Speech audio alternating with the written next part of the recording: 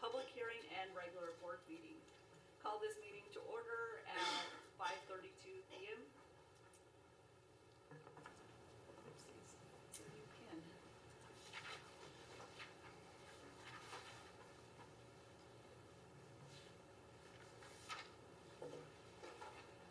Can we get a motion? All right, I'm sorry. Item B, approval of the agenda for June 10th, 2025. Roll call. Oh, sorry. A, roll call. Bryce Anderson. Thank you. Chris Pabanelli. Mike Mangum. Desiree Fowler. Bunny Cochran. Renee Sosi. Barb Shields. All right. This is okay. Now item B, approval of agenda for June 10th, 2025. I'll make a motion to approve agenda. I'll second that.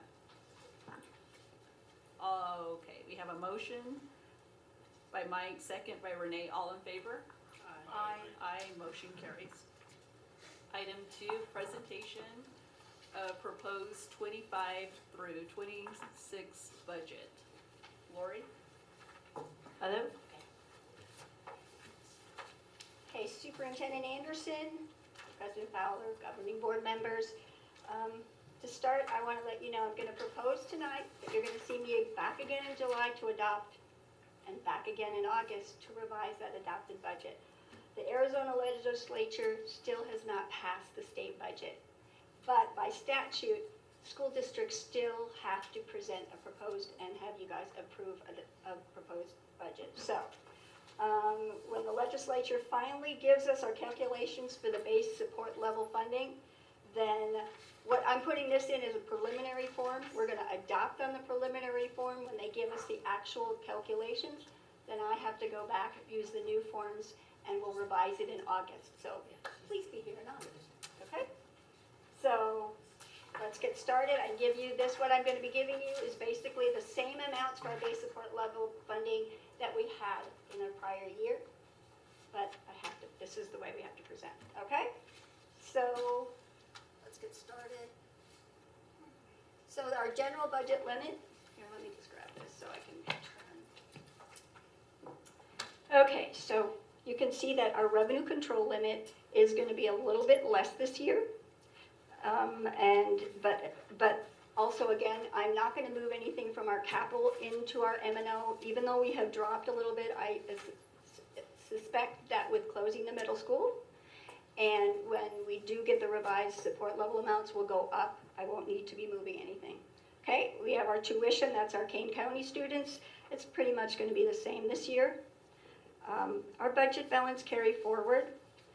Last year we had high amount because of course we were still singing off of ESSER. This year we had to bring all those salaries back into our regular budgets, and so our carry forward is going to be considerably lower.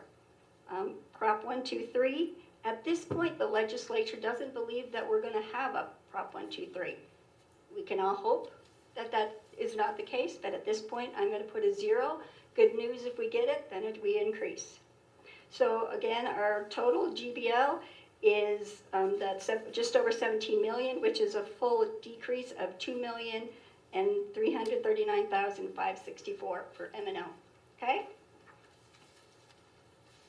Basically, this explains why we've dropped. You can see the trajectories down for our enrollment. I did speak with Superintendent Anderson. We kind of agreed, let's keep proposing with the lower amount. It's always better to recapture that later. I got to revise anyway. Let's recapture money later. It's better to add than it is to have to go, oh gosh, take it away. Okay, so what I just have up here is an explanation. Our base support level for students this past year was that 5,013. We don't know what the new one's going to be. We have to get at least the 2% increase, but we're hoping for more, of course. Same thing with our bus route miles. It was 295 last year, and we're again hoping for a 2% increase. And the difference, I forgot to go back. Okay, so the increase, if we get that 2%, is $100, just over $100 per student. So not huge, but let's hope for more. So our maintenance operation, main budget, that's what we get from the state. You can see I had to obviously adjust everything down because we are down that just over 2 million. Mostly a lot of it I could take in salaries and benefits. Thankfully, we all know that our benefits did not go up this year. In fact, it went down a little bit, so I didn't have to worry about that. And I had inflated our benefits last year for the increase, and not everybody took them. So I had a little bit of capacity there, so decreasing it isn't as impactful. Purchase services. You can see that's decreased too. Again, another place that I was fortunate, we were able to hire an SLP assistant, a couple other positions that we've been able to fill, so we don't have, our contracted services are what creates our biggest cost. And so fortunately, we have some of those positions filled, not as costly. Supplies, just down a little. We have so much money in Title I that can give us supplies, so I knew I could take from there. So basically it's just showing you the overall decrease and how that 2.3 million I accounted for it, okay? Here, I give you this pie chart all the time so you guys get to see. Of course, it's still at that 80% for our salaries, okay? Unrestricted capital. This is where we get all our big ticket items. So as you can see, we aren't down a significant amount. The decrease is 187,000. I'm assuming we're going to capture that back when we get the increase. So it'll pretty much, when I come back and do after the adopted, because I have to adopt this budget and then come back and revise it in August. So in August, you'll see the increase, okay? Does anybody have any questions? I think it's pretty much just, huh? Nice job. Thank you. Let's hope for more money though. Questions or comments from the governing board? Not at this time. Item B, questions or comments from the public? Anyone? Seeing none. We're going to adjourn from the public hearing at 5:39 p.m. Do we have a motion? I'll make motion. Second? I'll second. All in favor? Aye. Motion was made by Mike, second by Bunny, motion carries. Get myself organized here. We're gonna go ahead and call item 4, to order the regular governing board meeting at 5:39 p.m. I'm gonna ask our governing board to lead us in the Pledge of Allegiance for item B. Oh wait, I missed a roll call. Sorry, this is so different from Bryce Anderson. Throwing you out. Chris Pomanelli. Mike Mangum. Desiree Feller. Bunny Cochran. Renee Sosi. Barb Shields. All right, now our governing board. I pledge allegiance to the flag of the United States of America and to the republic for which it stands, one nation, under God, indivisible, with liberty and justice for all.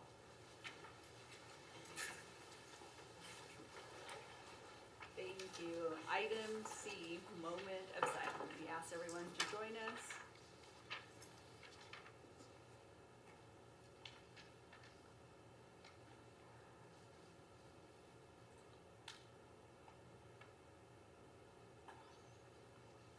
Thank you. All right, I apologize. I'm just finally now logged We've given into you a this. curveball today. I know, it's so different, a little bit different, but yes. Item 5, announcements and comment. I'm gonna ask Mike to go ahead and read. Oh, wait, we don't have any, We don't have any comments. so we're gonna pass that one.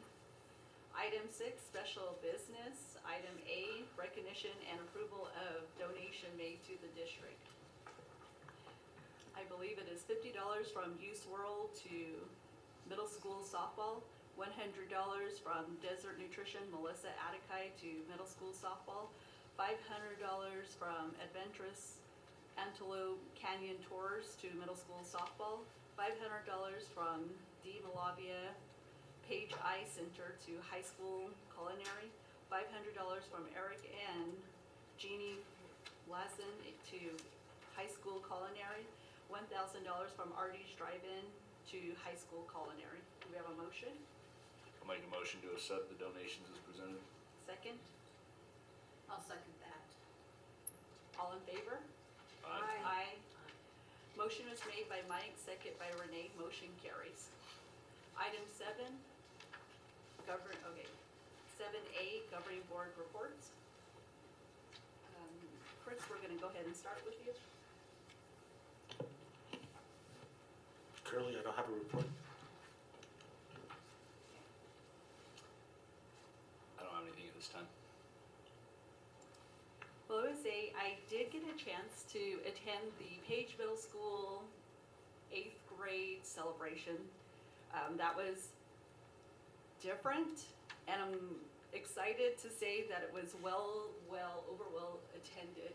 Parking was just amazing to see. It was like, whoa. All, the amount of family support that our students received was just by far the greatest thing to witness. And then also, I attended the Page High School graduation, also partial of the Manson Mesa, but also Sage and Sands High School. I thought it was just amazing too as well. I mean, the amount of support all of our students received, but more importantly, I was blown away by how we had 2 students that graduated from Sage and Sands, and like half of the CAB was just packed. It was like, wow. We have a great community, I must say. I did attend the Arizona School Board Association Summer Leadership Institute this past weekend.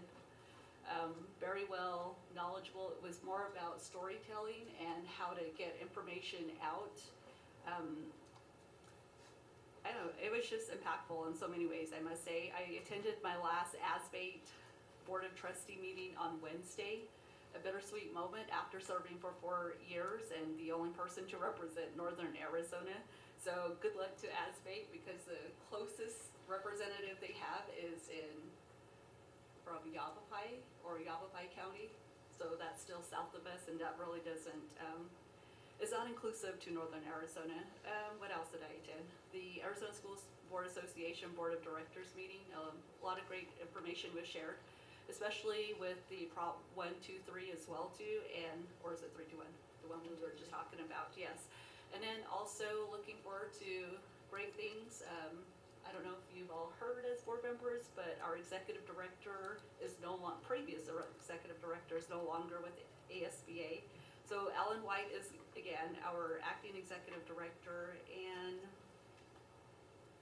there's just a lot going on, which is good. And then I also got to meet with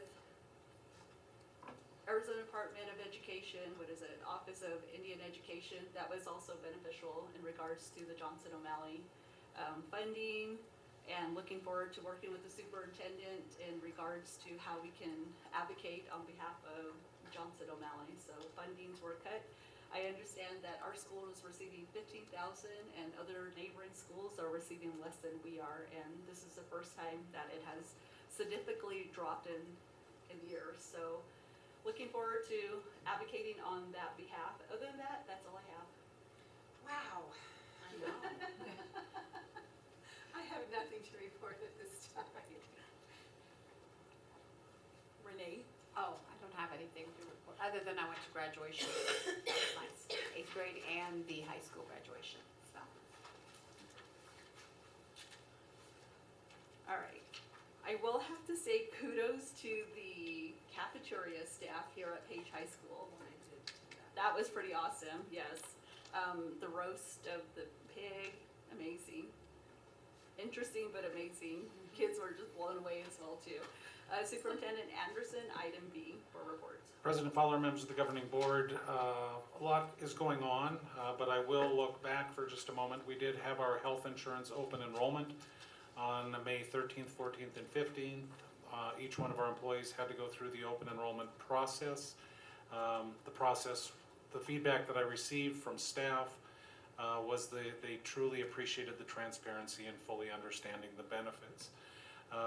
It wouldn't be June without just congratulating all of our graduating seniors. We had 158 graduate from Page High School, 11 from Manson Mesa, and 2 from Sage and Sand Virtual Academy.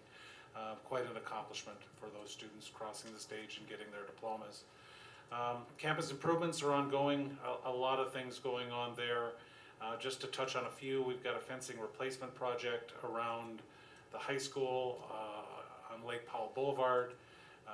We are in the process of working toward a overflow parking for our gymnasium facility on the early childhood campus, and working with the city on a number of different projects that I will provide updates on in the future. That's all I have to report.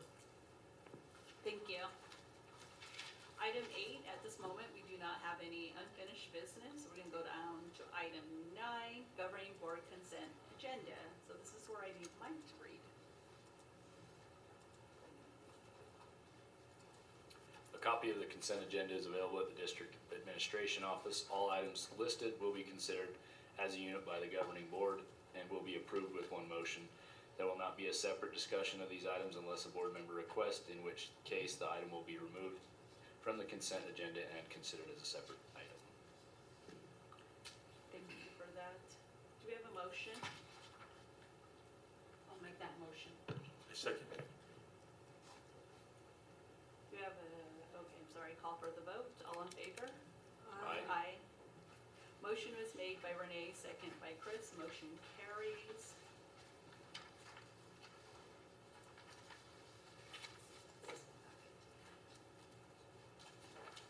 Item 10, calendar of events.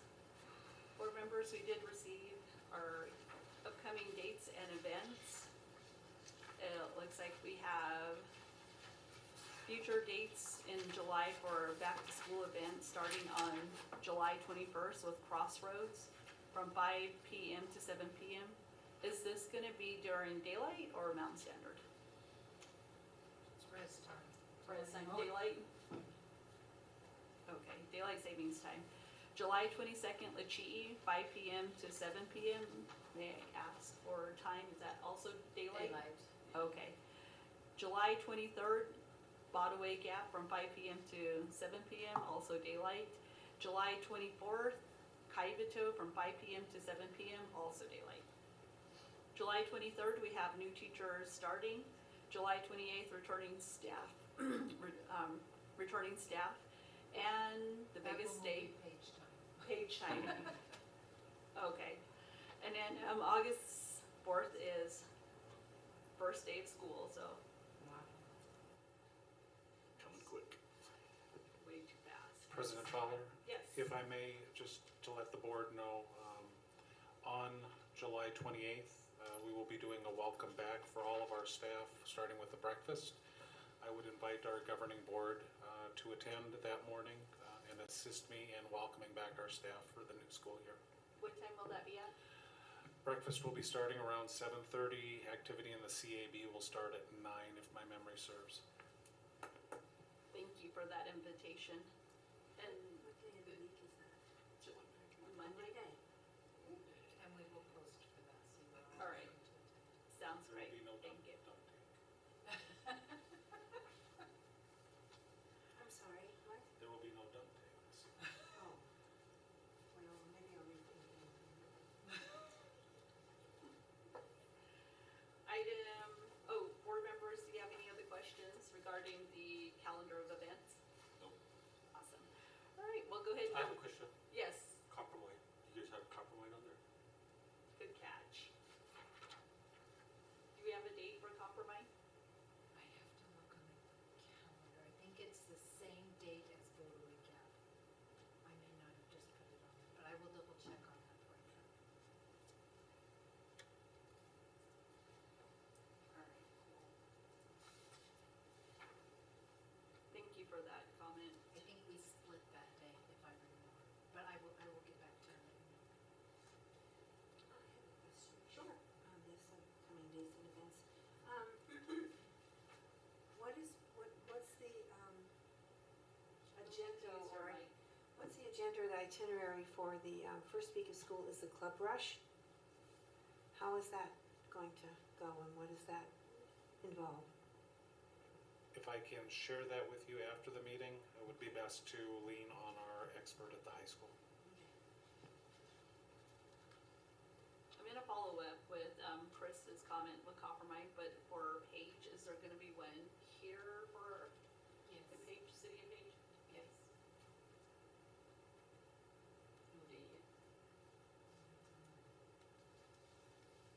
I will double check it. Yeah, it's not on.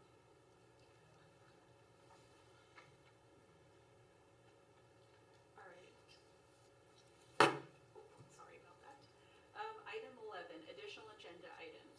Item A, discussion and possible approval of the ASBA 2025 political agenda items. Superintendent Anderson, wait, we need a motion. Motion. I'll second. It's a motion to discuss. Yeah. Motion to discuss, yeah. Motion to discuss. Superintendent Anderson. President Fowler, members of the governing board, I had an opportunity to look through the 53 priority issues identified in the proposed ASBA 2025 political agenda. As a district, we can submit up to 5 ASBA as issues most meaningful to our district. Of the 53, in going through it, really looked from a big picture view of things that truly have an impact on our students and our district. And I suggest 5. Again, I share these just as a possible starting point. We can change all 5 of them. We can change however you want to proceed. But the 5 that stood out to me is, 1, the repeal of the constitutional aggregate expenditure limit via legislative referral to the voters. One of the things that ASBA requires us to do is to also provide a rationale related to why we are selecting that. I've done that for the 5 that I've suggested. I'm certainly happy to do that for any that may be changed out. But for an awareness, the aggregate expenditure limit, AEL, is a constitutional amendment that was passed by Arizona voters in 1980, which created a spending limitation for school districts based on the aggregate expenditure of all districts. This limitation excludes charter schools and only applies to district public schools. Currently, each year, the legislature must waive the aggregate expenditure limit to allow schools to expend the budget they have been allocated. Without this waiver, the limit on fund expenditures would require schools to close 2 months prior to the end of the current school year, because we wouldn't be able to spend the remainder of our budget. The second area I identified is fully fund full-day kindergarten and include kindergarten student in override calculations. Current funding allocated by the legislature for kindergarten students is for a half-day of instruction, requiring school districts that choose to fund full-day kindergarten to prioritize their budgets accordingly. I personally believe in full-day kindergarten. I also believe that there should be consideration for funding early childhood education, preschool, which is critical for providing our students with a solid foundation to enter school and be ready to learn on day 1. I believe that instead of requesting full-day kindergarten funding, all full-day preschool funding should be our ultimate goal.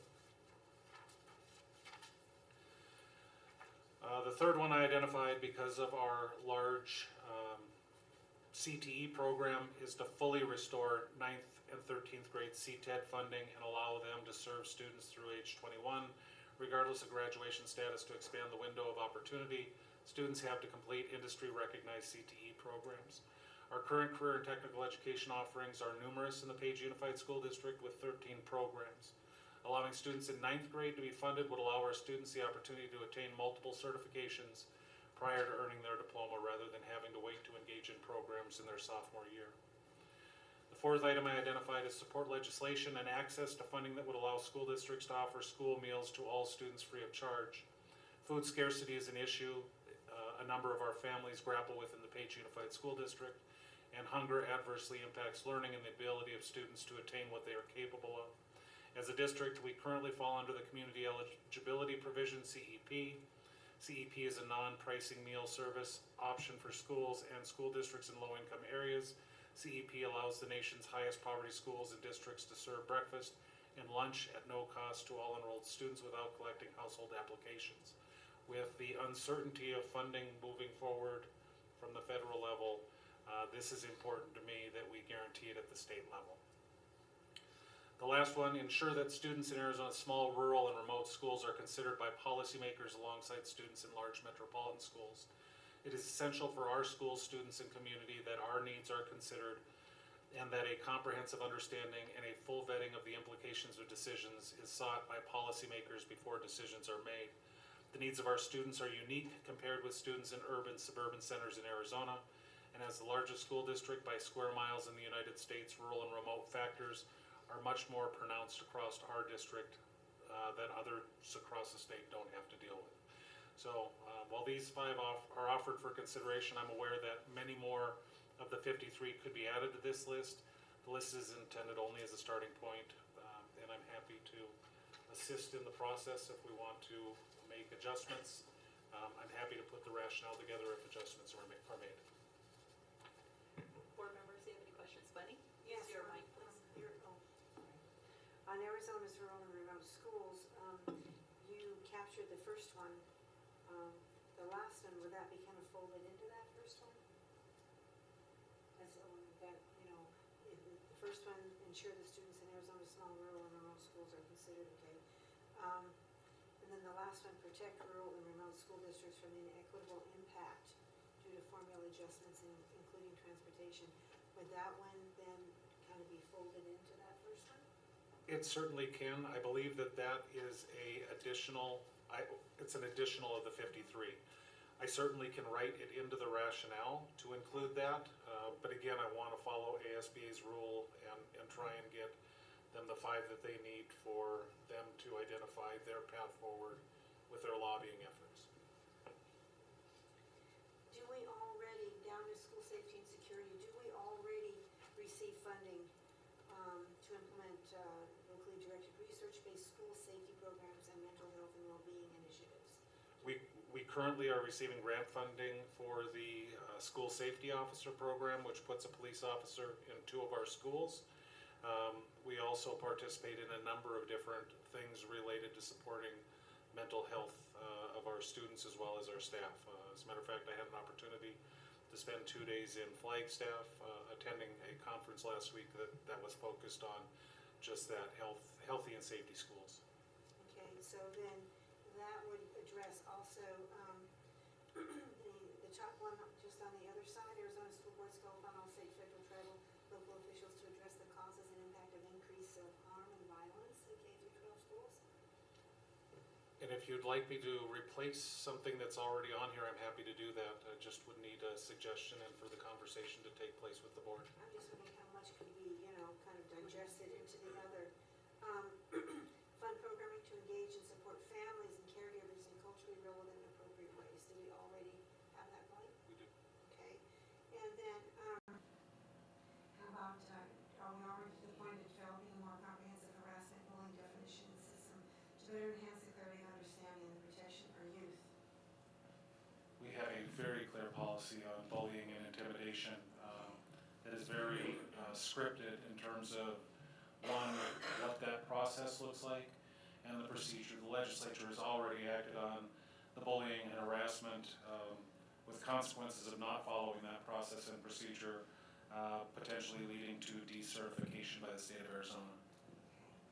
And then on federal advocacy, I checked here, those efforts that would reduce indirect impact aid funding and the secure rural schools program to Arizona school districts that receive it. Are we already involved in that type of? We are actively involved in that, yes. And I apologize if I'm not more aware, Here adequately on the next one, adequately and equitably fund district schools, provide consistent dedicated sources of base funding that equips all Arizona public schools with adequate support to address the academic, social, emotional needs of the students, including, and then there's a whole litany of things here. We already pretty well engaged in.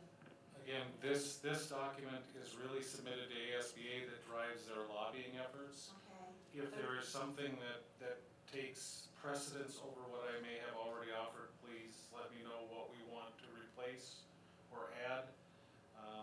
Because this. I'm trying to find out what folds into what you've already. No, I understand.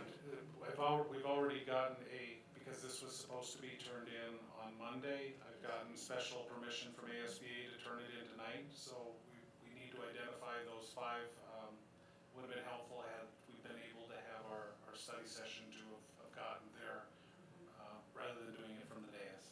Can I just mention as a follow-up, so with this, the beauty of it is we already have representation and I get to sit on the governing board, or the governance committee for ASBA.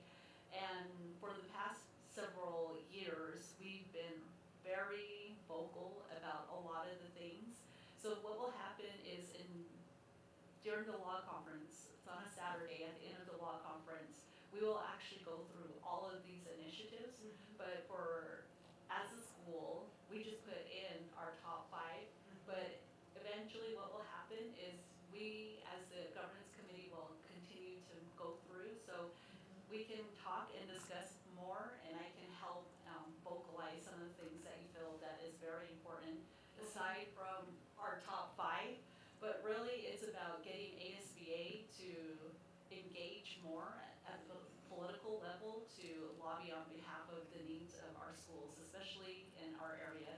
And then also holding ASBA accountable with federal funds as well too. So there's a lot of work that has gone into this, and it's going to be continuous. So we just wanted to highlight the top 5 here and turn that into ASBA, but definitely we can always revisit this.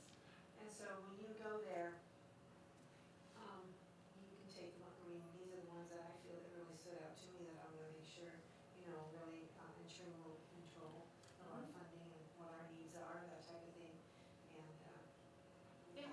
I would be more than happy to do so. So I'm very grateful, that the amount of work that this has gone into, or, just everyone's input, but also at the same time just highlighting and tweaking, because from from the pandemic to where we are at now, a lot of change has happened in regards to like the mental health, and then also the self-harm to what we are currently seeing with our students. So, And just to follow up, at the August governing board meeting, this board will need to select a delegate from our district. Ms. Fowler, in her current role, cannot serve as the district's delegate, so would encourage you to be thinking about the potential of I either. think we can now. Are you able to? I'm able to because I'm no longer president. I'm immediate past president, so I'm able to. Okay. So, but the board will have to select a delegate to act on behalf of this board. Thank you. Thank you. I do appreciate the comments that you made, Bunny, but very important for all of us to recognize that it is important for our school to be represented at the delegate assembly. So we'll need an alternate in case I can't, but more importantly, we'll be represented. We do have a motion and a second. Do we have any other questions in regards to the agenda item? None? I'm gonna call for the vote. All in favor? Aye. Aye. Do we need a motion to actually propose it? To accept, because I think we need a Oh, okay, motion yeah, to definitely, discuss yeah. it. We did a motion to. We did Yeah, to discuss, to discuss? yeah. All right, go ahead and, I'll make a motion to propose the approval of the ASBA 25 political agenda items. do you have a second? I'll second. Understanding those in the words of Dr. Anderson. Yes. Yes, that is provided from Dr. Anderson. Thank you for amending your motion there. All in favor? Aye. Aye. Chris, did you vote? I'm sorry. Yeah, okay. Motion was made by Mike, second by Bunny. Motion carries. Item C, discuss, B, how do we roll? We'll miss that one. Okay. Yeah, that one. All right. I wrote on the wrong page, okay. You see how this one has, yeah, it's missing. Okay, I'll fix it.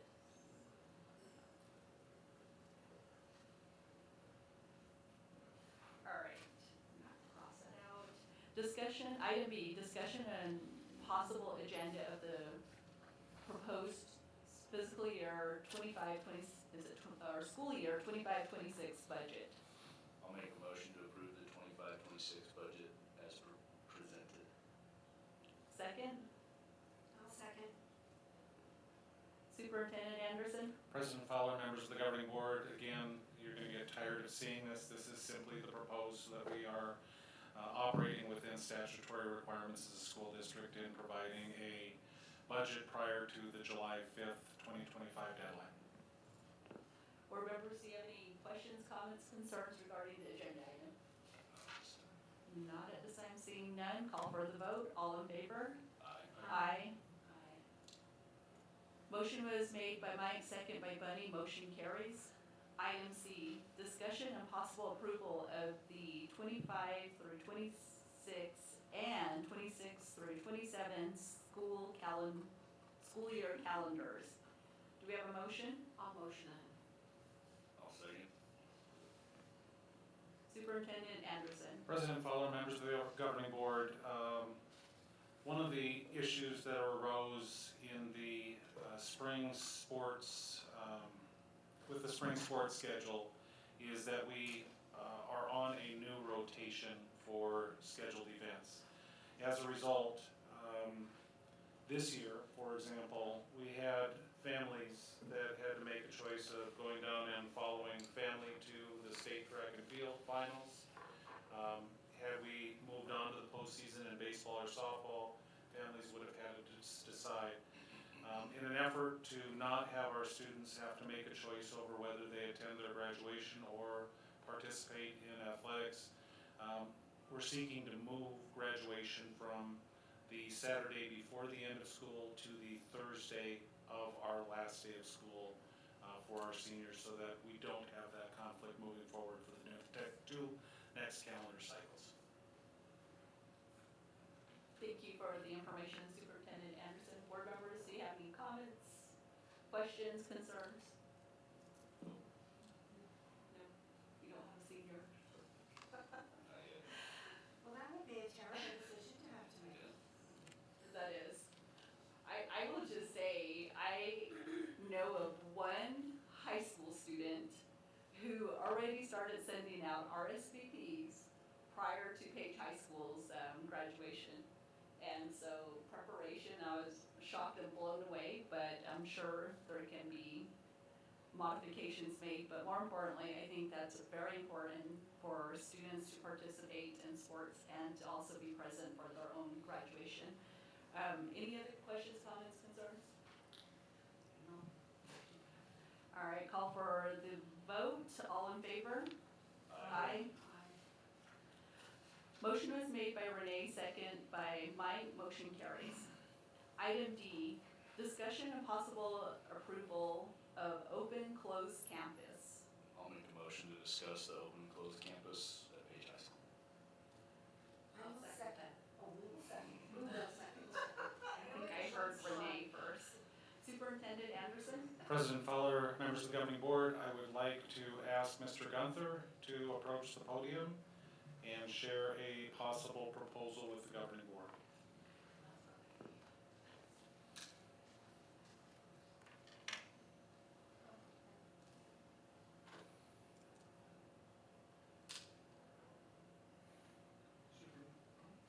You have to push it in and then slide the button up. There we go. Superintendent Anderson, President Fowler, board members. I'm here today to speak to you and propose a scenario in which for the high school, the off-campus lunch that we've been operating under has moved to more of an incentive-based program. Within your packets, you should have two pieces of paper that will share not only some data about concerns that we have and have had in the past, and also what the incentive would look like. We are in a situation where We don't have it.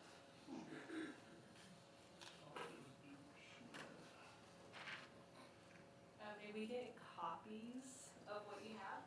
Is it for these? I would appreciate a copy. I'm sorry, I thought it was in your packets. So I can, I'll talk, but we're getting copies. We're fortunate that we have an amazing person in President Fowler. You alluded to it earlier with Ian Clay running our cafeteria now. Some brief highlights that Ian has done since she's taken over.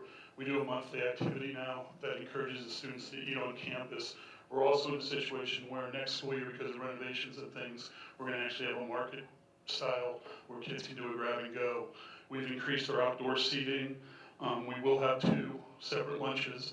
The first lunch will be 7th, 8th, and 9th grade. They will not be allowed to leave campus. The proposal that I'm talking you through and answering questions for is for 10th, 11th, and 12th grade. It will be incentive-based, which means there will be 3 criteria. It will be a flow chart, 3 criteria. The first criteria they have to hit is they have to have all A's and B's.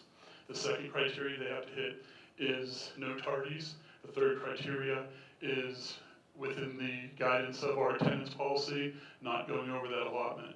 Basically, the magic number that we talk to the kids about each semester is they can't miss more than 12 days.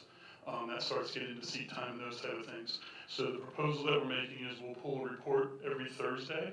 So when Monday rolls around, the people at the gate, the students that have qualified will be on the list. They'll be allowed to leave for off-campus lunch. If they're in 10th, 11th, or 12th grade, the students that do not make that criteria, they will stay on campus and eat lunch.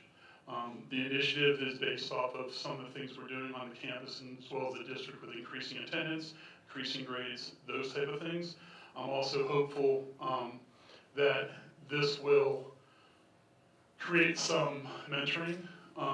So if you imagine 2 or 3 of your 2 or 3 buddies are all are hitting the criteria. They've got that one buddy that might be sitting on a C in their history class. Hopefully they will mentor that buddy so that they can also join off-campus lunch and go with them. It will be a week-to-week criteria. So that way, if a student does take a step backwards with their grades, with their attendance, or their tardies, we'll be able to roll them back a little bit, have that conversation, and then hopefully they will be able to get back on track. The document, I believe, Dr. Anderson just handed you is the one that says off-campus lunch. If you look at that, from a discipline standpoint, the 3 things that I focused on was the alcohol, the drug and tobacco use, and the tardies. So when you look at the alcohol piece, there were 11 total incidents last school year. 10 of them took place during school. 1 was actually at lunchtime. The other 9 took place during 5th or 6th period, which means what happened is that a student didn't show signs of drinking until 5th period started going around or 6th period started going around, and then we obviously got involved. If you look at the percentages, from those 11, 25% were 9th grade, and then 75% was 10th, 11th, and 12th grade.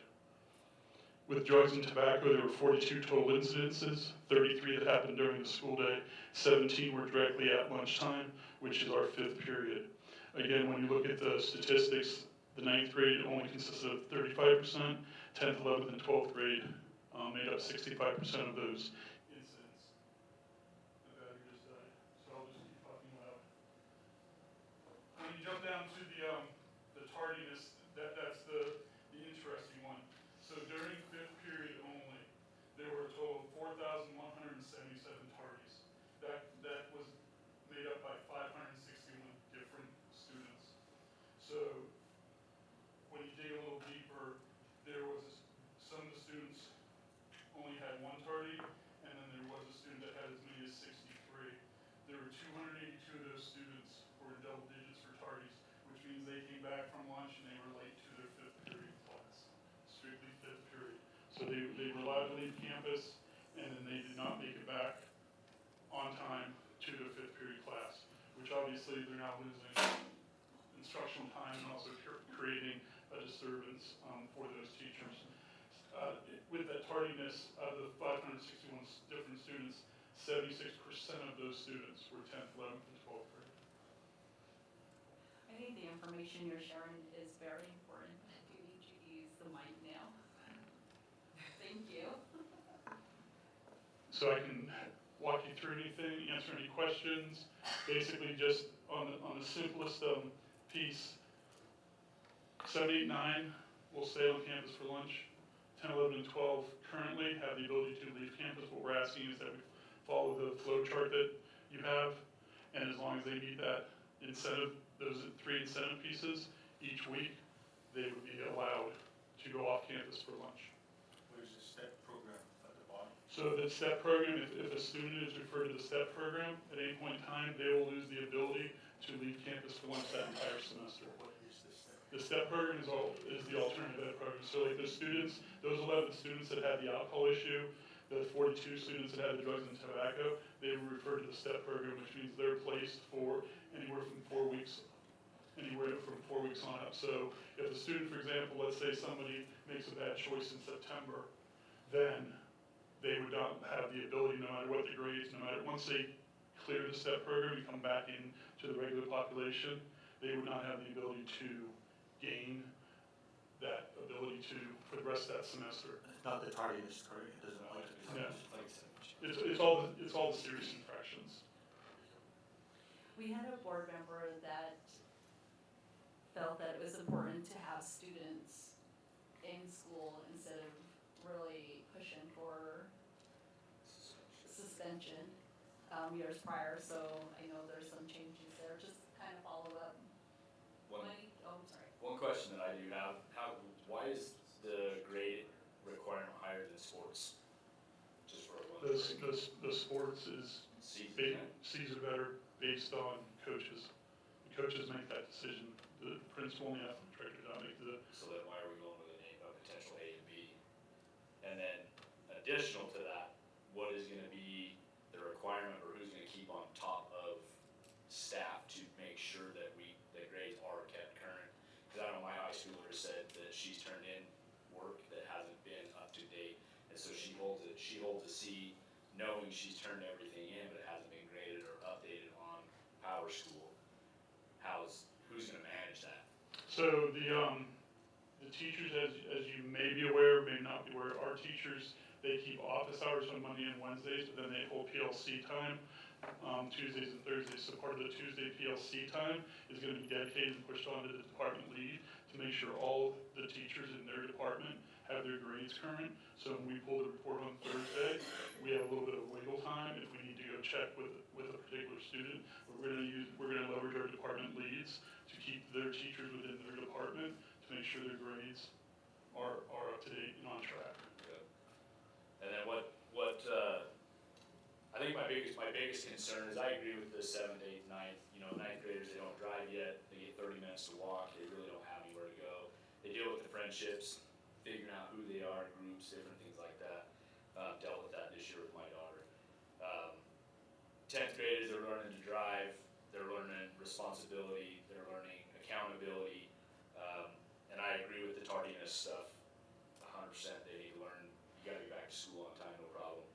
But the biggest thing is the alcohol, tobacco. The kids that are gonna get it they're gonna find it one way or another, whether it's at lunch or they bring it in their backpacks at 7 o'clock in the morning. So I have a little bit of a hard time with that one because to me it seems like we're gonna discipline the kids that aren't doing it and force them to go through this process when they may not even really need to. So it may be irrelevant, but not trying to treat the school like a prison. You know what I mean? And that may be a little harsh, but that's just, they're here 7 hours a day, it's 30 minutes of a break away that they get to take a deep breath and get away from school and then come back. So that's kind of where some of the questions and concerns I have. I would agree with you from the standpoint of it gives them a chance to get away. But when you look at our campus, the beautiful outdoor areas we have, the things that Ian has done, and I can go one step further. We had lunch provided by Ian, and it was just a regular school lunch, it wasn't anything fancy for the staff. And Chef Swinton asked where I got catered and asked why I didn't use the culinary club.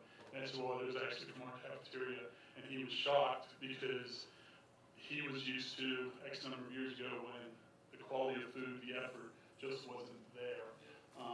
The students will have the ability to still have downtime, chill, those type of things. When I look at it as a parent of two, I look at it as we're trying to give them that opportunity to leave campus, but then we also just take that step back and say, okay, the kids that are learning to drive, getting them in and out of that parking lot, watching how the local areas. We have kids that try to get all the way down to KFC. We have kids that try to get, for whatever reason, teenage logic, they try to use the subway at Walmart instead of the subway, that's in that. So when we start to look at all the different layers of the onion that we're responsible for, this is the window of time where throughout the school day, you're asking myself and my staff to keep our kids safe. But then we kind of want to put the blinders on for a half hour, 40 minutes at lunchtime. Change is always hard. I can remember when I first got here, when I worked for Miss Martin, and found out that off-campus lunch was a thing, because I was shocked. I just finished my 27th year. Not one state or district I've ever worked in allowed kids to leave campus for lunch, especially at the high school. So one of the things I remember having a conversation with Miss Martin about was, well, man, what if there's a death? There has been. And in my world, that would have been like the next day we call an emergency meeting and shut this down. I mean, we're trying to keep the kids safe, and then we're creating an environment of a window of time where we can't keep them safe.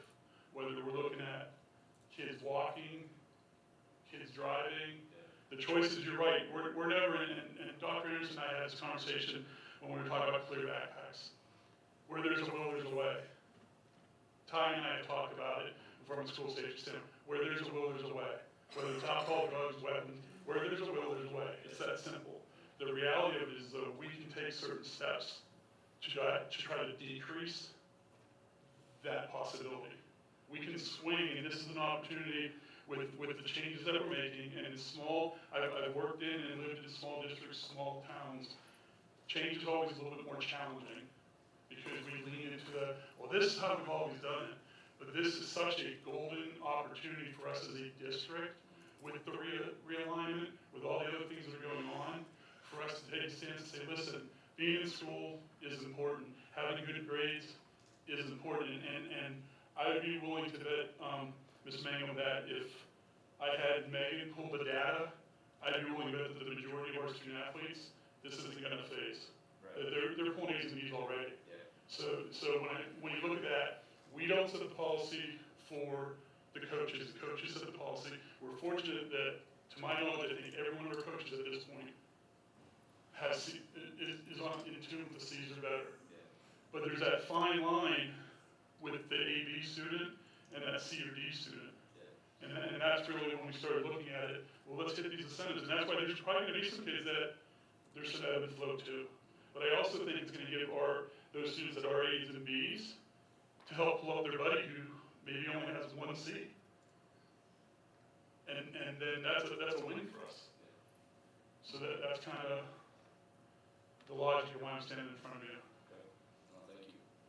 I just want to speak up on this. This is a bit personal for me, because when my son was in middle school, it was really, really tough to see and to hear and to watch the outcome of the amount of alcohol, drugs, and tobacco that affect and our students. Safety being a top priority for him, and recognizing that he's done his best to stop his friends from being users or even stopping them from suicide. And so I'm very happy and pleased that we're finally seeing data that is very important. But secondly, also closing campus for our 7th, 8th, and 9th grade, I feel is important. Going back to your comment, I never thought I would be an advocate and represent families and our students, but I always thought, when my kids get to high school, they don't need me as much as my kids in preschool, elementary school. But it was amazing to see a huge difference in the amount of support that I received, and in regards to being a part of the PBIS, Positive Behavior Intervention for Page High School. And I mean, just sitting in regards to seeing just that pride, the understanding, and the amount of work that went into the pride in itself and what it looks like in the school district.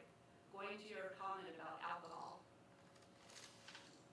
Safeway, I don't know how many meetings we've had with the manager at Safeway. The lady will not close or put a cage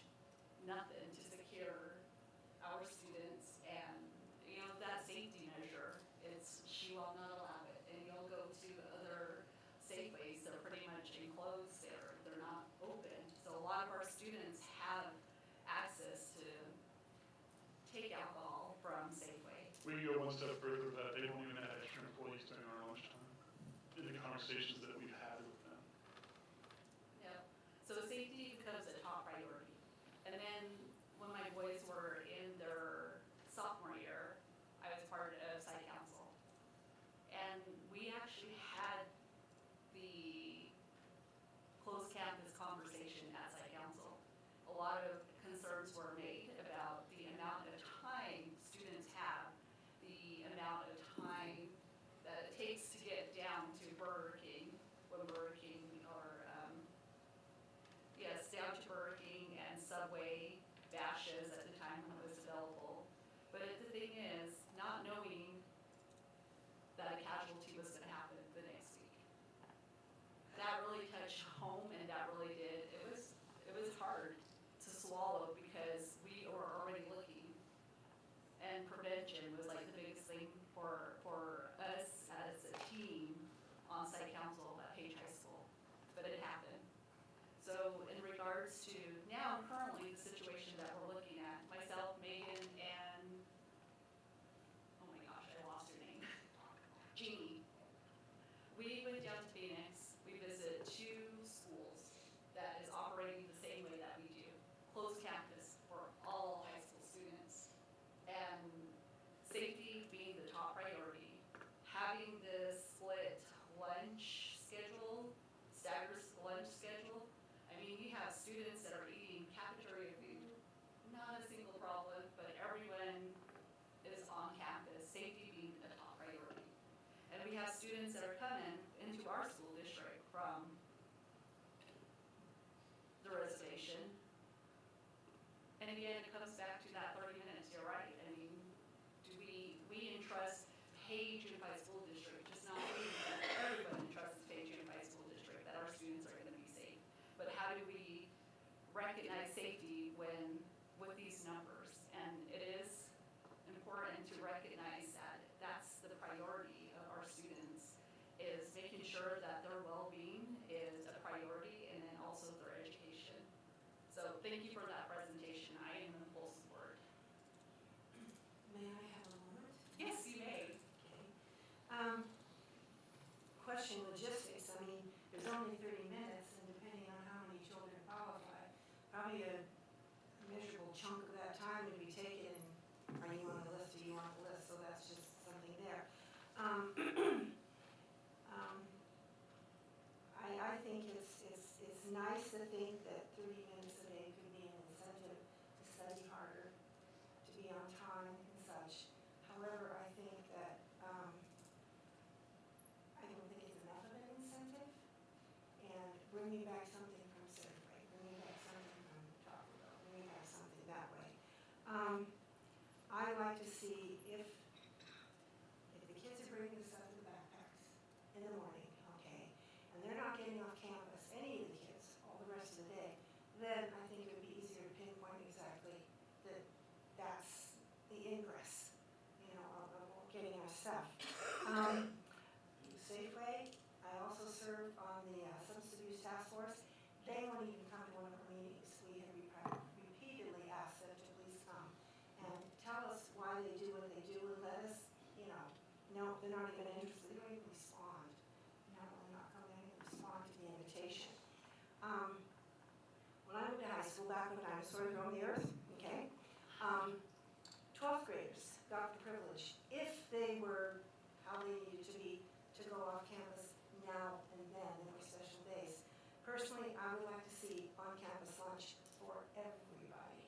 Like I said, I've been down to Safeway during lunchtime, and kids grab a Dr. Pepper and a bag of barbecue chips or Skittles, and that's their lunch. At least here, okay, they're gonna have an opportunity to eat the food that's gonna feed their brain so they can do better through the rest of the day, as well as the safety issue.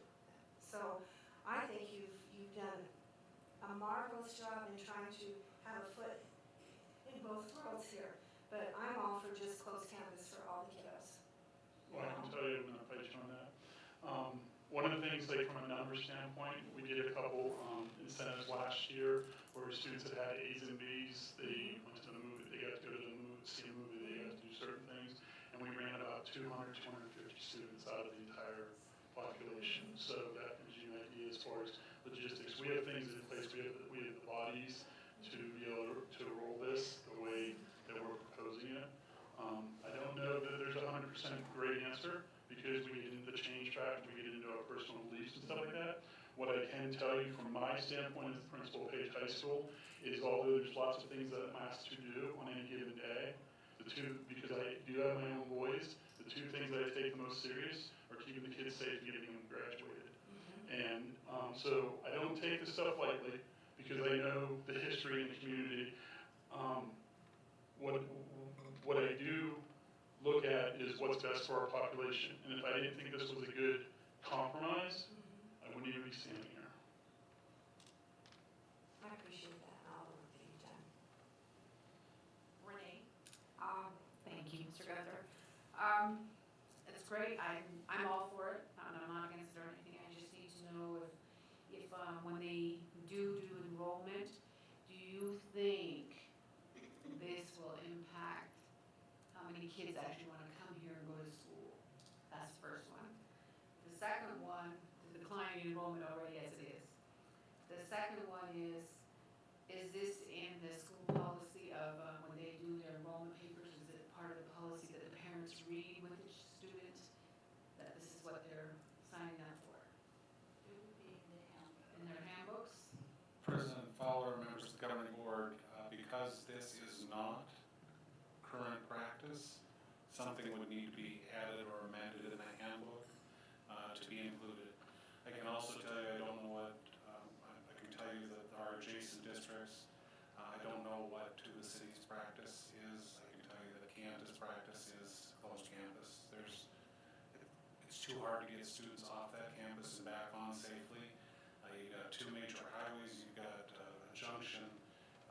The risk just isn't worth it for them, so. But do you think it will impact our enrollment here at the high school? If they were to. I personally don't think it will because A, we're kind of the only act in town, and B, we're with the fact that we don't get a lot of influx 10th, 11th, and 12th. We don't get a lot of change. So we don't see a lot of kids showing up in those 3 grades. Usually if they're here in 9th grade, they stay through, if that makes sense. So there's not like a definitive number that I could throw at you saying, well, we get 50 11th graders enrolling during the school year, those type of things. Renee, I'm gonna say, I think part of it really comes back to the way we communicate it out to the community, because that is, the biggest thing is PRing and just how we market the information back to parents for them to understand and to recognize the importance and really highlighting and sharing this information, I think is gonna be beneficial as well. And just highlighting what this board has come, just our concerns and our thoughts about it and how we support the initiative, if we should or should not. But more importantly, I think it really comes back to how we set the tone in the community or with the community. I guess I was thinking when I first saw this on the agenda and everything, I was just like, oh wow, this is cool. I thought it was great, it was awesome. Less kids running into town doing this or that. But Mike brought a good point up about, what about the students that, don't do the 3 things here, what's the incentive for them as well? And I don't know, I didn't think about that part until he mentioned it. So, but that is something I guess we could still talk about. And that's also something where we could look at, like we do different incentives. We could look at doing some incentives that would include the C student. Again, there's going to be ebb and flow with students. So it's not at the first week you got to have these things or you don't qualify. Every week we're going to pull a report. So there's going to be some kids that might go 3 or 4 weeks and maybe get a bad run with 2 hard tests or something, and their grade might, it might drop to a C, and they're not going to be able to. I think when we look at the big picture of what we have available from a food standpoint now, the quality of it, and just our campus as a whole with the new sunshades that are out there and the open areas, I think we give our kids a really good environment to eat lunch, even if we were completely closed. President Fowler, members of the governing board, the other pieces that we have talked about is really taking the time to build community at Page High School, whether it be junior high or senior high, to include lunchtime activities in a different way than we've done them since returning from COVID. The other piece, Mr. Gunther has worked, we've moved our print shop out of the space adjacent to the cafeteria. That is going to be a self-serve market, and actually talked with our food service director today on actually providing a boba option on campus if students want to rather than off campus. So we're really looking to make it a attractive offering, and really looking to meet the different tastes or desires, and we can do so and also save our parents money in the process. Certain things are gonna cost, but we're not in this to make money, we're in this to break even. So we can provide some of the same things they can get off campus, stay within our food guidelines, and provide that opportunity as well. We're the area out, immediately out here in this courtyard, I believe we ordered 12 tables with umbrellas that are gonna be out there as well. We're really looking to make use of our outdoor spaces, and make this an environment where students want to be, and where we can commit to parents that when your student walks out the door, gets on the bus, and by the time they get home, we're going to do everything in our power to make sure they're safe. I have another question, if that's okay. Can we look at this as like a pilot program? That it's up for revision if need be, as we go on. I don't know what kind of impact it's gonna have financially on Safeway. I would hope it would have a lot. But one of the reasons I think that I know that's kind of snarky, that's why. But, one of their hefty hitters during the season is people coming in here with their boats and packing the boats with alcohol. So that's probably one of the reasons they wanna keep alcohol free and easy for, but, anyways, if we can look at this to see how it's working, it looks like for 75%, 10th, 11th or 12th, it seems like everything's kind of evenly distributed. I don't know if it's more towards one grade or another, that most of it, falls on, but,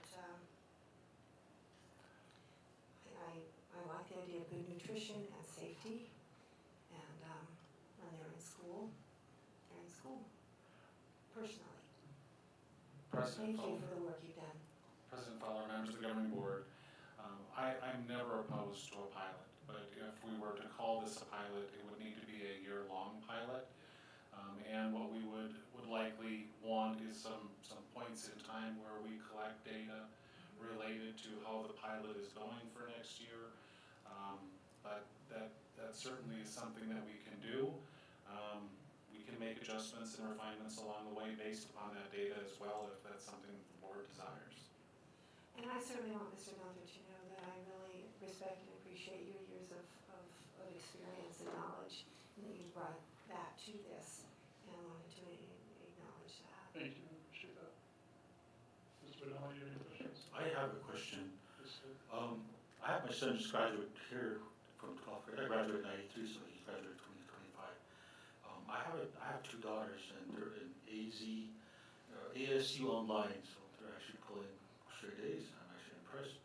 And I had the privilege of being invited to the luau that was held here, which they liked it, and I gave them the tickets and they attended. And they saw there's a class difference. The class that they immediately saw that there's a class difference, and they said, I don't want to go to school here, because she showed up at lunch and she saw that the Navajo kids are the lower class are over here. The upper rich tourist families or the richer Navajos are on this side. So she actually felt sorry for her, because we still have sheep and goats and horses. We have the blue dog, so we have solar. So she saw that. I'm thinking this is going to more affect, which Shema said, the enrollment of the students, because our school boundaries, Tuba City and Flagstaff, like a lot of this. So I work with some of the people, their students go to school in Tuba City, and they said, we don't support that's what I hear for myself.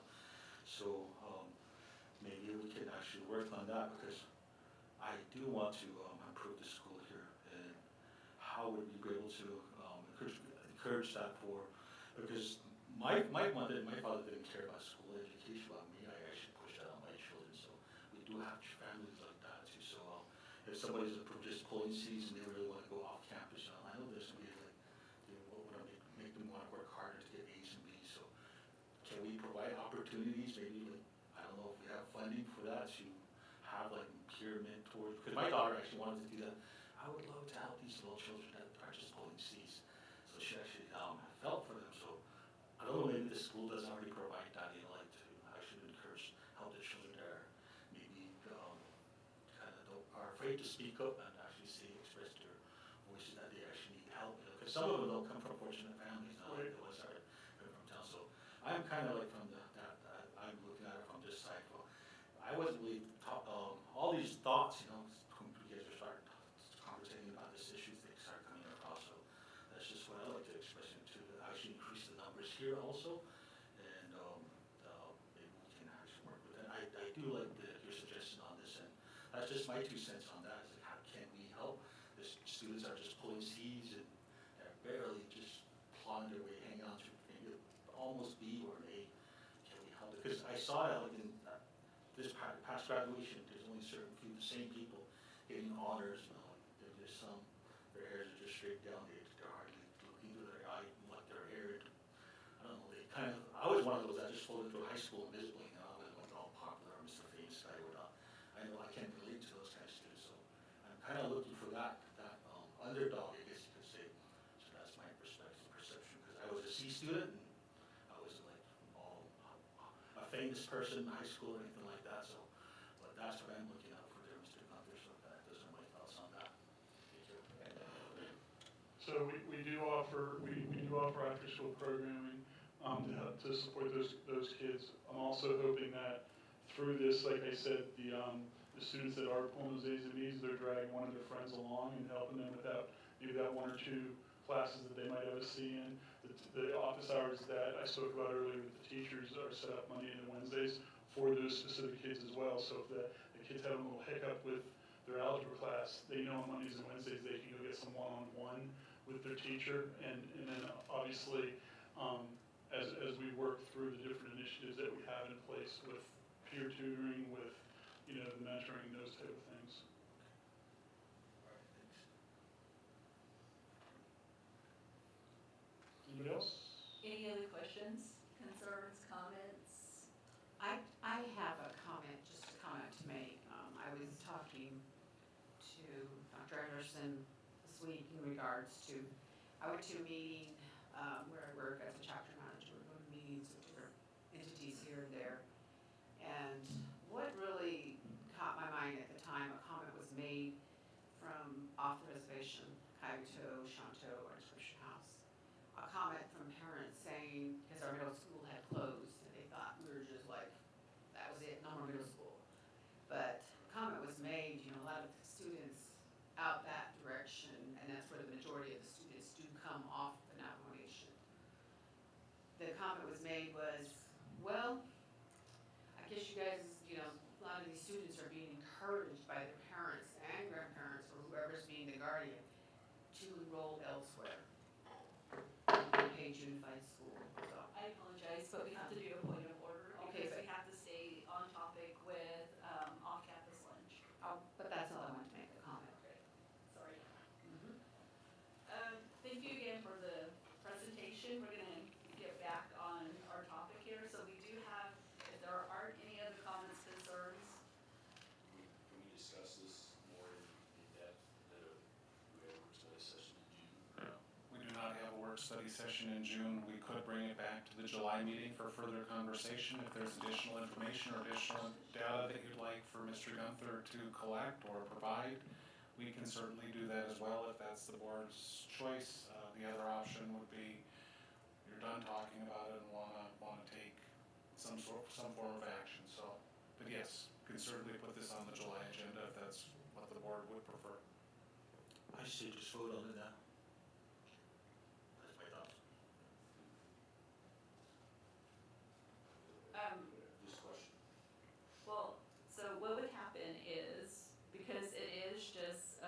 discussion, a motion can be made. And it is, I guess we'll find out in the votes. If anybody wants to put forth a motion, if not, we just, For further discussion? it's up to you. Whichever way you wanna go, whoever puts the motion forth. It'll need a motion first and a second. I motion to vote on it, Vote on what? to go ahead and approve or disapprove this, what Mr. Gunter just presented to us right now. It's for lunch, yes, for lunch, it's for lunch, yes. Okay. Do we have a second?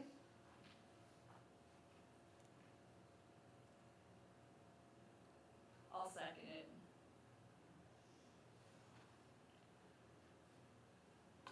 Any comments before going into them? None? All right, call for Okay, so we can't make any more motions now, or any more. Okay. first and second, yes, to approve what was presented. Yes, call for the motion, or call for the vote. All in favor? Aye. All that oppose? Do we say aye or nay? Your choice, nay. Nay. Abstain? I'll abstain. So motion does not carry because it's 2-1. Is there another motion in place, or is just, we just continue to move school as it is? I would like to make a motion for further discussion based on obtaining a little bit more information on, from Mr. Gunter. I guess particular to the statistics that he gave us here. I'll second that. All right, I'm writing my notes. All right, a motion was put forward for further discussion and to bring back at the July board meeting, okay? Call for the vote, all in favor? Aye. Aye. Aye. You're gonna vote in favor, so, all right, oppose? Nay. Nay, 1 nay. And 0 abstain, motion carries with 4 in favor. Mr. Gunther, if you could be prepared again to present at the July meeting. Is it possible to also request for a survey? We could certainly do a survey. Yes, I would appreciate a survey. If I could get some clarification, survey of who? A survey from parents or community in regards to what their thoughts and input is regarding this agenda item. So parents and community, another thing that I thought I heard is that a deeper look at the numbers that have been provided, maybe broken down a little bit more so we can see specifically all grade levels and what those percentages look like. Is there any additional data that the governing board would want to see? My hang up is more like what's the average grade in Page High School between 10th, 11th, and 12th is the grade, if we can see what the actual grade average is, and if the grade average is a D, then maybe a CB grade. If it's a C average, then maybe a B is sufficient enough. So just for clarification, asking for grade breakdown for grades 10, 11, and 12 of this year's students, or do you want a breakdown of current or students who just finished 9th, 10th, and 11th grade for next year, because those would be our 10th, 11th, and 12th graders? Yeah, probably, that would work. Okay, so 9th, 10th, and 11th, the breakdown of grades for that. Yeah, pretty good. Is it okay to also, request, I'm not saying is it okay, but may I also request that you, like the past 2 years, breakdown in grades? So basically go 9 through 12. Yeah, 9 through 12, yeah, 9th through 12th, yes, last 2 years.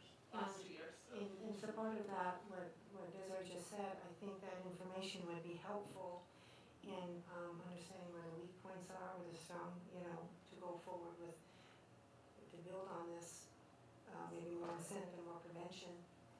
If we Yeah. find it, focusing on particular more so than another. I have a question. Are we including the alternatives? That was School gonna as be a well, question or that I not? wanted to ask, if this would also be effective with our NFX President Fowler, members of the governing board, the step was included, but really, when you look at the incentive itself, the approach with step was to evaluate that on a semester by semester basis. Really, when we look at the infractions for step, the incentive program as it's designed will already address that. I mean, I think it's just making clear that offenses related to step will lose that opportunity for a semester. So I think that's why it was included in that document. Thank you for that. Quick question I have, the STEP kids, they don't even get to have their lunch on campus. They do have the opportunity, they do not, we eat with other students, their lunch is taken at a different time, but no, they do have the opportunity and are allowed to eat on campus. So as they progress in STEP, could that not be an incentive? I think it's something we should discuss in July. And just a quick reminder, board members, you are welcome to set a time to sit with the superintendent or even do a follow-up with Gunther himself, if you could. That will definitely help prepare you in the upcoming days, weeks ahead, so that you're able to have a definite answer in regards to this matter. My only request would be that that be scheduled through Barbara. Oh, okay. Yeah, through Barbara. All right, thank you for that information. We're gonna go ahead and move forward to our next agenda item. Item E, second reading and possible adoption of policies in Policy Advisory Volume 37, number 2. This is all the Bs in regards to school board operation goals, so forth, as listed. I'll make a motion to approve policy volume 37, number 2 as presented. Do we have a second? I'll second. Superintendent Anderson? President Fowler, members of the governing board, these policies were brought to the board initially for first read at our May governing board meeting. The process for policy adoption is a first read and then a second read and possible adoption. That's what we're dealing with this group of policies. What I can share with you is ASBA has provided updates based upon statutory changes, but they have also looked at their policy guide as a whole. And as we will deal with other agenda items on here, they're looking at streamlining their policies and deleting, combining where it makes sense so that the policy is more usable for districts and their constituents. Thank you. Any other questions, comments, concerns? I'm gonna ask for, a vote, call for the vote. All in favor? Aye. Aye. All right, motion was made by Mike, second by Bunny, motion carries. Item F, informational piece only, so there's no action to this. It is all the information evaluation of school board, starting at BAA-E, down to BIBA-R, new board member conference and so forth as listed. Any information, comments, concerns? Superintendent Anderson? President Fowler, members of the governing board, this is an information-only item. What we have done with the policy updates, anything that's related to an exhibit or a regulation is brought to the board for information only during the second read of that set of policies. All right. Since there's no comments, questions, concerns, we can go item G. Second read and possible adoption of policies and policy advisory, volume 37, number 3, IHA and JLIF. I'll make a motion to approve the advisory volume 37, number 3 as presented. I second. Superintendent Anderson? President Fowler, members of the governing board, these are two policies that came out in advisory number 37, number 3. This is a second read and possible adoption. The first read of this was at our May regular governing board meeting. Questions, comments, concerns, board members? Seeing none, call for the vote. All in favor? Aye. Motion was made by Mike, second by Chris, motion carries. Item H, informational piece only, no action, BAA-EB, evaluation of school board self-evaluation. Superintendent Anderson? President Fowler, members of the governing board, this is the exhibit simply that goes along with that policy. Questions, comments, concerns? Seeing none, moving on to item I, second read and possible action or adoption of policies in Policy Advisory Volume 37, Number 4, CA, and all the way down to CM as policies as listed. Do you have a motion? I'll make a motion to approve advisory number 37, volume 37, number 4 is presented. Second? I'll second. Superintendent Anderson? President Fowler, members of the governing board, this is the second read and possible adoption. This was brought to the board at the May for first read as an information-only item. Again, is in line with the others and the 2 new policy advisories that are on the agenda for this evening. Board members, do you have any questions, comments, concerns? Seeing, call for the vote. All in favor? Aye. Aye. Motion was made by Mike, second by Bunny, motion carries. Item J, informational piece only, no action, CBI-EA or CBI-EB, evaluation of superintendent, CCB-R deleted, CDF-R, CFD-E deleted, CFD deleted.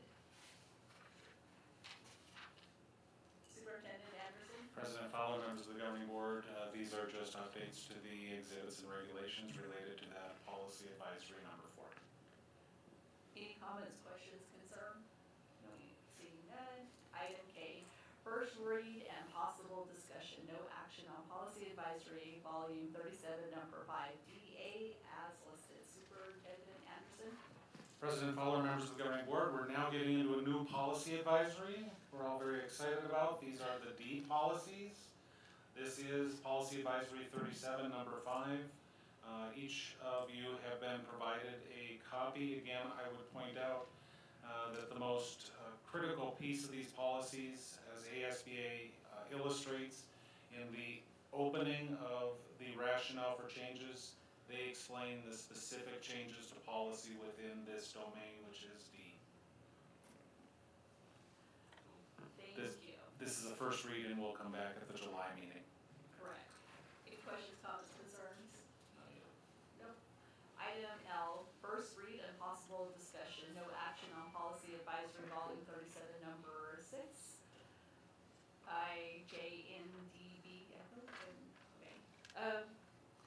Sorry. As listed, do we have, or nope, Superintendent Anderson? President Fowler, members of the governing board, this is a first read of policy advisory volume 37, number 6. This specific piece, again, a lot of updating of language.